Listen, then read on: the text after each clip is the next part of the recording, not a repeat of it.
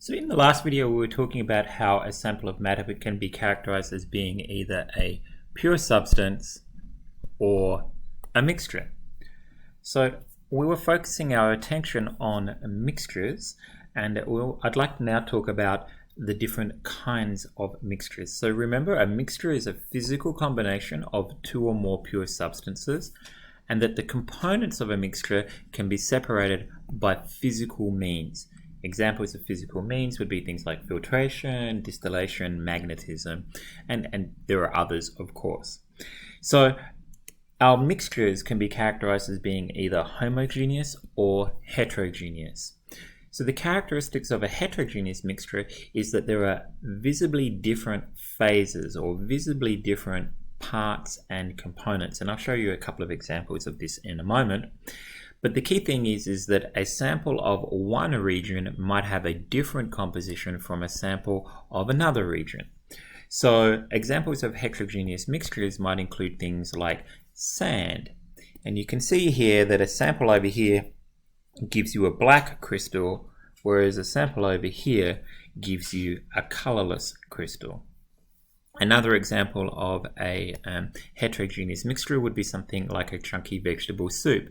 A sample here gives you some delicious carrot. A sample over here gives you some foul, wretched kale. I'm not a fan of kale. So you can see that a sample of a different region will give you a different substance. So that's a characteristic of a heterogeneous mixture. The composition isn't even throughout. A sample of one region might be different from a sample of another. In a homogeneous mixture, a sample of any part of the mixture is identical to any other sample. So these are often referred to as solutions. Okay, so if you take some sugar or some salt and you dissolve it in water, you give it a good stir, it's not going to be different, here, here, or here. Once you give that a good stir and everything dissolves, it's going to have the same composition all the way through.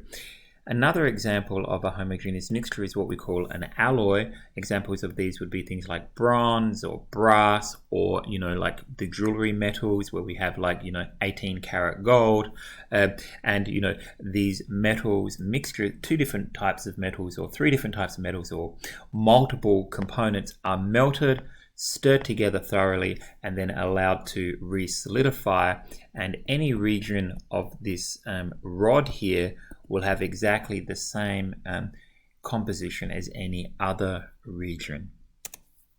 So matter is anything that has mass and occupies space, and it can be divided into two broad categories. It can be either a mixture or it can be a pure substance. Now, mixtures, we said, are characterized by the fact that they can be separated into multiple pure substances by physical methods, whereas a pure substance cannot be separated into simpler substances by physical methods. Our mixtures can be characterized as being either homogeneous mixtures, which we said are also sometimes described as being solutions. And they have the characteristic of having the same composition throughout, and you really kind of can't tell the components in there. So the components are indistinguishable from each other. It's just a very sort of even blend. Heterogeneous mixtures don't have the same composition throughout, and you can readily distinguish the multiple components in your heterogeneous mixture.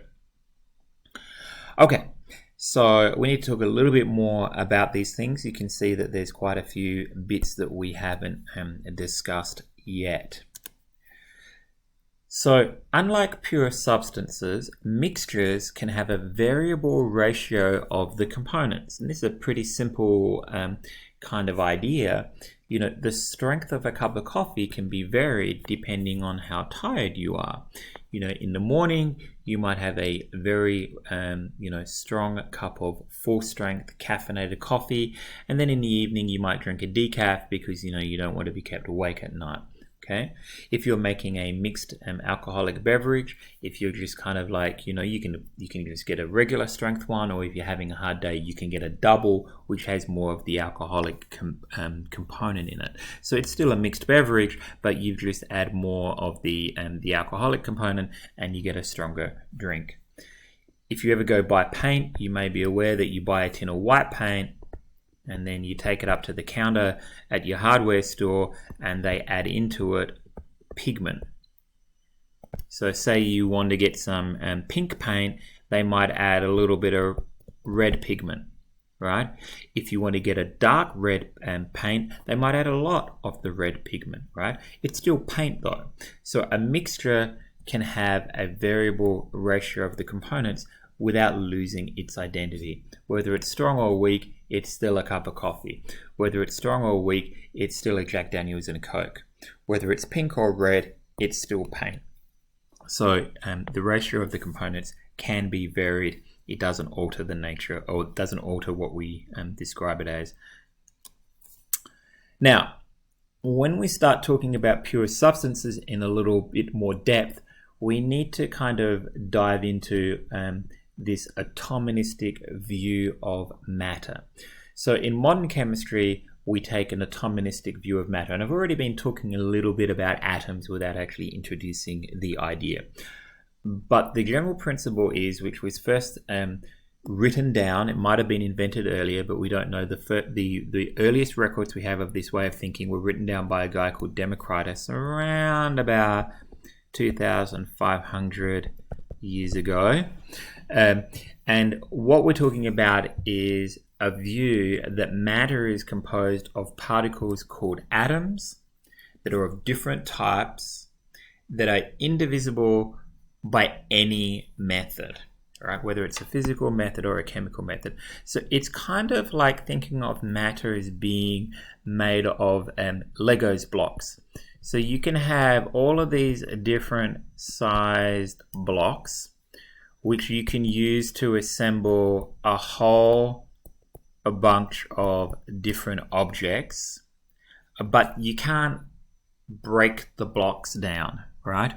And you've only got so many different sizes and shapes of blocks, and then you just kind of like assemble them in different ways to make different things, right? So, you're a kid, you got a big tub of Legos blocks, you build a model, you decide that you don't like it, you break the connections between the Lego blocks and you build something else. That's how we kind of think of matter. You just kind of can't change the shape or the size of these individual blocks, which we're calling atoms. Now, the alternative hypothesis, and this might not be obvious to you, would be more like a modeling clay kind of model. So you got a block of modeling clay, and then you can break that apart, you can pull little bits off, and you can make different shaped things with your little block of modeling clay. There's no sort of like fundamental unit here. You've got this block of modeling clay, you can squish it to make other things, but you can also tear it apart into as smaller pieces as you want. So they're kind of like, we're like the two competing views of matter, and in modern science we go with the atomistic view of matter. Okay, so there are two big classes of pure substances that we're going to be discussing. There are these things called elements, and elements are pure substances that are made up of identical atoms. So there's only one type of atom present in a pure substance. Turns out that there are 118 different types of atoms. Each of these different types of atoms has its own symbol. They're normally either one or two characters. The majority are two characters. And the thing that you want to keep in mind is that we always write the first character as an uppercase letter, and we always write the second character as a lowercase letter. So as you kind of read a chemical formula, every time you get to an uppercase letter, you know that they're talking about a new atom. So that's actually really helpful. So you kind of, every time you see an uppercase character, you know that that's a new atom type. So as you're reading a sort of a series of these, that's very helpful. So you can tell the difference between CO, that's cobalt, and CO, which is two different atom types. So that's one atom, that's two different atom types. So the case is very, very helpful there. All right, so here are some examples of these symbols for these atom types. Now, every atom has its own symbol, but it also has an English name as well. We'll talk about that in a moment. If you want to see a pure substance, if you want to see an element, probably the easiest one to observe would be aluminum. The aluminum foil that you probably got in the kitchen drawer is extremely pure. So that's probably the closest that you're going to see to a pure element at home. In addition to its symbol, every element has an English name. You do want to be aware that some elements and their symbols, some elements and the names and their symbols are quite different. That's because the symbol is derived from the non-English name. So it's always worth looking in one of these little tables that has both of them side by side rather than guessing. So classic ones that catch people out are potassium, tungsten, sodium. Okay, particularly potassium, people will put the symbol P for potassium. That's not the case, that's phosphorus. Okay, there we go. All right, so another kind of pure substance are compounds, and in a compound you have two or more different atom types chemically bound together. Now, this is where it's interesting. The elements present in a compound are always there in the same ratio for a given compound. So a compound is different from a mixture. In a compound, you do have multiple atom types, just like in a mixture, but you can't vary the ratio of the components. So a good example of this is a sample of ammonia will always have 3 hydrogen atoms for every nitrogen atom. So the compound ammonia always involves 3 hydrogen atoms for every 1 nitrogen atom. And the reason you can't vary that ratio is because the atoms are chemically bound to one another. So they come as a little bundle stuck together, right? Now, the only way that you can separate out the different types of atoms in a compound is by breaking those connections between the atoms. That is what we say by chemical means. So compounds can be chemically decomposed, but they can't be physically broken down. Okay, so what does it all look like? Well, matter. You got a sample of matter, it has mass and it occupies space. And you're trying to classify it as either a mixture or a pure substance. The first question you want to ask is, can it be physically separated into multiple things? If the answer is yes, it's a mixture. So you've decided that it's a mixture. And then you look at your mixture and say, is the composition uniform?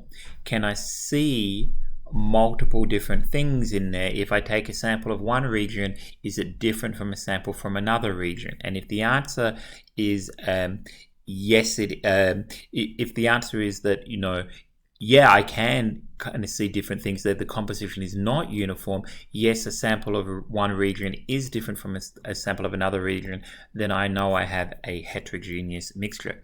Now, if my composition is completely uniform all the way through, I'm over here, then I've got a homogeneous mixture, also known, as I said, as a solution. All right. Now, say I decide that I can't physically separate my sample of matter into multiple things, then I've got a pure substance and I have to decide, is it a compound or is it an element? And how I do this is by looking to see if it can be chemically decomposed. If I break all of the connections between the atoms, do I end up with 2 or more types of atoms? And if I do, it's a compound, and if I don't, it's an element.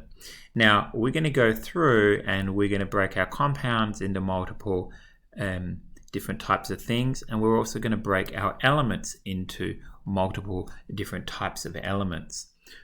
We're pretty much done with our mixtures, so that side of the diagram is complete. Okay, we have one last little thing to talk about. Matter commonly exists in one of three physical states: solid, liquid, or gas. Generally, well, always, we will see gaseous forms of matter at high T, and we'll see the solid forms of matter at low T, low temperature, and we'll see the liquid forms of matter at intermediate temperature. Now, when we heat something up, the particles start moving around a lot. So what we're really saying is, because we see gases at high temperature, the particles that are in the gas are moving around a lot. Because we see solids at low temperature, the particles that are making up a solid are not moving around very much at all. And because we see liquids at intermediate temperature, the particles that are in a liquid are kind of moving around to an extent that's intermediate between what we see in solids and gases. Now, the next thing we want to think about is how far apart are the particles in these three different states of matter. So gases have low density, right? If you think of a balloon full of air versus a balloon full of water, the balloon full of water weighs a lot more, right? So liquids are more dense than gases. Okay, so that's kind of evidence that the particles in a gas are further apart. You get less per unit volume than what they are in a liquid. The other thing is if we start pushing the particles together in a gas, what happens? If we apply a pressure to a gas, what happens? And what we find is that as the particles come closer together, if we put enough pressure on them, the gas becomes a liquid. So we see gases at low pressure. And if we push on a gas, it'll eventually become a liquid. And if we keep pushing, it eventually becomes a solid. So we see solids at high pressure. And you guessed it, we see liquids at intermediate pressure. So what does this mean to us? Well, what it really means is that in a gas, the particles are a long way away from one another. In a liquid, the particles that are making up that liquid are closer together than what they are in a gas. And in a solid, they're even closer together than what they are in the liquid. So by thinking about how pressure and temperature affects whether we have a solid, liquid, or a gas, we actually learn a lot about what the particles that are making up that substance are doing. So now we're going to kind of like zoom in and look at an example of a gas, an example of a liquid, and an example of a solid. So gases have this weird property that their shape is simply the shape of the container in which they are contained, and also that the volume of a gas is simply the volume of the container in which they are contained. So gases will adapt to the shape of whatever container they are placed in, and they will fill the entire volume of whatever container they are placed in. There's a lot of space between gaseous particles. We talked about that earlier. And the particles that make up a gas are moving around a lot. Okay? So what this means is that because there's a lot of space between the gas particles, you can squash them closer together. So gases can be readily compressed. What it also means is that by compressing a gas, you can increase its density. Or if you put a gas into a bigger container, you can lower its density. So because gases have this variable volume, you can change the density of a gas. And because there's a lot of space between the particles that make up a gas, you can readily compress a gas. Now, in liquids, the particles are a lot closer together than what they are in gases, and also the particles that make up a liquid, they are kind of they're not moving around as much, because the particles that make up a liquid are a lot closer together than what they are in gases. The density of liquids is a lot greater than it is in gases, and I gave that example before of the balloon full of water versus the balloon full of air. The balloon full of water weighs a lot more. Liquids do take on the shape of the container in which they are placed, just like a gas, but unlike a gas, they have a definite volume. Now, it would be awesome if liquids didn't have a definite volume, if they filled whatever container they were placed in. Imagine you could buy a pint of beer and then you could pour it into your bathtub and then you would have a bathtub of beer. That would be great, right? But, that's not the way that it works. But this is not a bad thing, because it means that we can use a measuring cup. If I have a measuring cup and I put in 100 milliliters of liquid, when I then go and pour that into a flask that's like this shape, I know that I'm going to get 100 milliliters. So the fact that liquids have this definite volume means that we can use them in conjunction with a measuring a measuring cup, right? So the density of liquids is fixed because we really can't push these particles any closer together. We can't change their volume. They don't expand when we change the container. So therefore the density of liquids are fixed, and liquids can't be readily compressed because you can't push the particles any closer together. And that's kind of cool because it means we can use liquids in like hydraulic systems. So you have a tube full of a liquid, you put a pressure on one end, and it will transmit that pressure to the other end of the liquid, which is kind of cool. We use that in the car when we have those hydraulic systems for our brakes. Okay, so now we want to look at solids, right? So unlike gases, solids have both a fixed shape and also a fixed volume. Now, it would be kind of cool if, you think about a human, at least their outer surface is solid. It would be interesting if, you change the container, a person walks through a door, and then suddenly they change shape. That would be kind of an interesting universe to live in, but that doesn't happen. Solids have a fixed shape and they also have a fixed volume. And the reason is because the particles are organized to be as close as possible to one another. They're in a very, very orderly arrangement, and they're not moving around a lot, these particles. They're really kind of like strongly stuck to one another. Because the particles in a solid are so close together, solids tend to have high densities in comparison to gases and liquids. And you can't change that density because solids have fixed volume.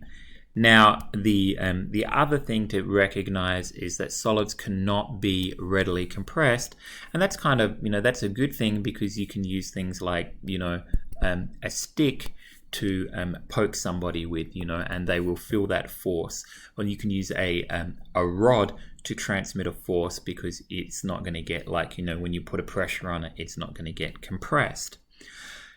So, gases, variable shape, variable volume, variable density, easily compressed. Liquids, kind of in the middle, variable shape, fixed volume, not easily compressed, fixed density, can be used to transmit a force. Solids, really high density, particles are really close together, fixed shape, fixed volume, can't be readily compressed. You can use a solid to poke somebody, it's able to transmit a force. Okay, so a couple little things that you're going to want to know for when you're doing your homework are the names associated with the various changes of state. And some of them have more than one. So, and some of these names might not be that familiar to you. So when a solid undergoes a change to a liquid, we call that melting, which is kind of familiar, or we call it fusion.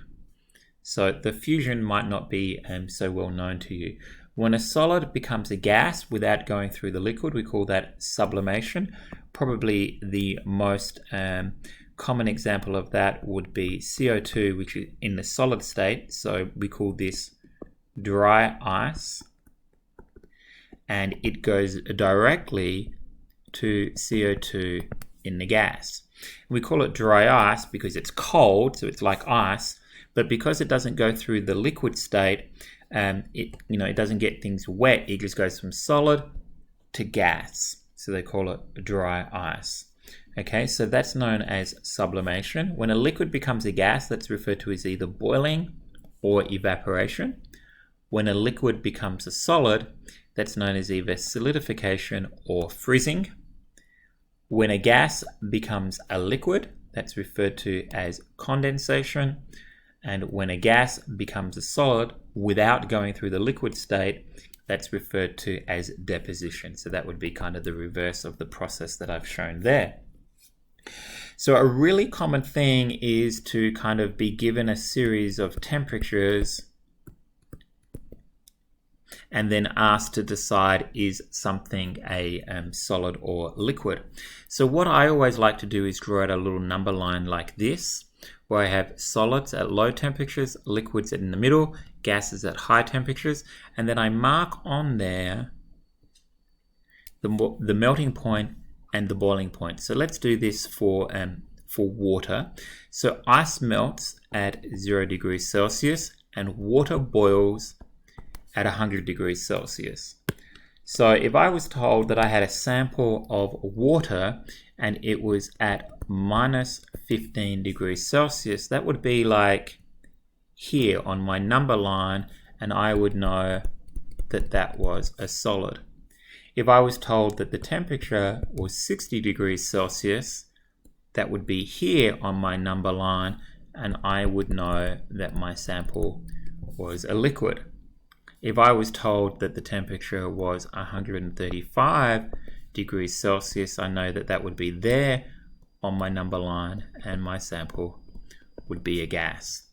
So that's how I kind of do those problems. So when you're presented with a problem like that, perhaps begin with by writing out a little number line like this, marking it into 3 areas, labeling where the boiling point and the melting point are, and then taking the problem from there. Okay, so that concludes the first section of chapter 1. 2 videos. It's pretty long, but the content is not that hard. You might have had some of this in a previous science class. You just want to make sure that you've got those definitions worked out. Okay, hope that was helpful. Bye.